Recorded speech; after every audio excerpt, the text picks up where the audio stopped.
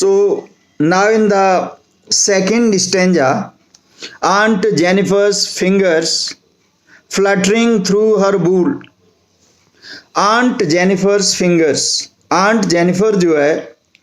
उसकी फिंगर्स जो है fluttering means moving about through her wool से find even the ivory needle, वो किससे कढ़ाई कर रही है एम्ब्रॉयडरी पैनल पर, वो जो आइवरी हाथी के दांत की, हाथी जो एलिफेंट टीथ की जो नीडल है उससे और वूल से इनको एम्ब्रॉयड किसके ऊपर कर रही, पैनल के ऊपर इनको बना रही है। हार्ड टू पुल, अब ये इसमें ये लाइन शो करती है कि उसके हाथ जो है इतने कमज़ोर हो गए हैं कि वो इतनी हल्की नीडल और वूल से जो इनको एम्ब्रॉयडरी कर रही है तो उसकी उंगली चल नहीं रही है। Hard to pull, she is unable to move her fingers, इसका मतलब ये लग रहा है कि उसके शरीर में बिल्कुल भी स्ट्रेंथ नहीं रही है। The massive weight of uncle's wedding band, यहाँ पर मैसिव वेट का मतलब हैवी वेट, क्योंकि उसकी लाइफ जो है एट्रोसिटी जो यातनाएं दी हैं उसके हस्बैंड ने, अंकल्स उसके हस्बैंड के लिए बताया बेडिंग बैंड, जो वेडिंग स्ट्रिप है जैसे इंगेजमेंट रिंग, उसी तरह से जो उसकी मैरिड लाइफ है वो बिल्कुल क्रूअल अनसक्सेसफुल रही, उसे उस लाइफ में कोई भी सेटिस्फेक्शन या हैप्पीनेस नहीं मिली। Sits heavily upon aunt Jennifer's hands, और ऐसा लग रहा है इसी का रिजल्ट है कि उसके हाथ, उसकी उंगली नहीं चल रही हैं कि वो टाइगर को ड्रॉ कर सके, टाइगर को उस पैनल पर बनाते समय। She is facing a lot of problem, तो इसका मतलब ये शो हो रहा है इस स्टेंजा में कि aunt Jennifer actually her married life had been a failure, very unsuccessful. Her husband being a very cruel person, hard-hearted person, never thought about his wife, never thought about Aunt Jennifer, कभी भी उसके बारे में नहीं सोचा। He must be torturing her all the time. इसीलिए उसकी life जो है मैरिड लाइफ काफ़ी अनहैप्पी मैरिड लाइफ रही है। तो इसमें वो बता रहा है यही रीज़न है, ऐसा लगता है कि उसकी बॉडी में कोई भी स्ट्रेंथ नहीं रही, उसकी उंगली चल नहीं रही हैं,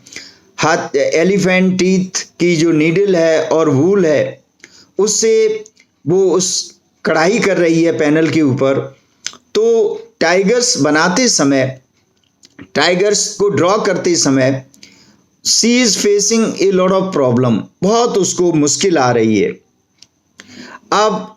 यहाँ पर जो है लास्ट स्टेंजा में व्हेन आंट इज डेड,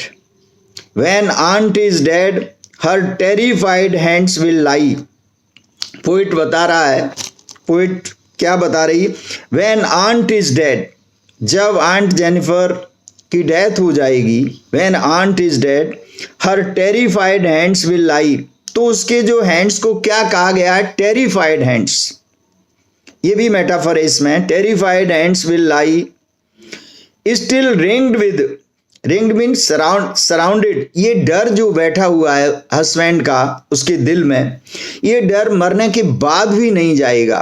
तो ये देख लो कि the kind of fear she had in her mind and heart for her husband will not leave her even after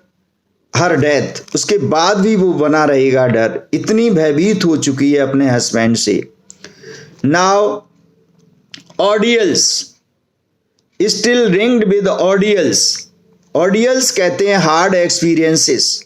जो उसकी जीवन के, जो मैरिड लाइफ के जो क्रूअल और हार्ड एक्सपीरियंसेस हैं उनसे उसको रिड ऑफ कोई मुक्ति मिलने वाली नहीं है। Was mastered by means controlled by, वो एक ऐसे इंसान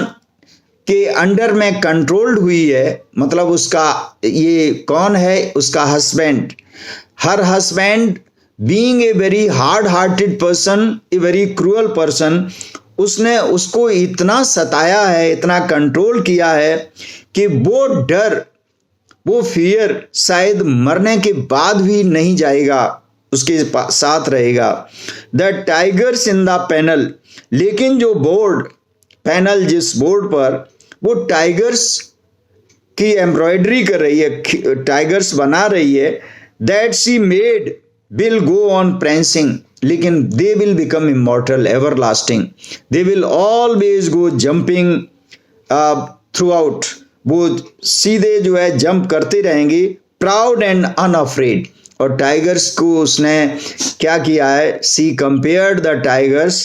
proud and unafraid, they are very proud of and they are unafraid animals, they are not scared to anyone. I hope you understood the poem. So now I will tell you overall summary by reading all the lines of the poem.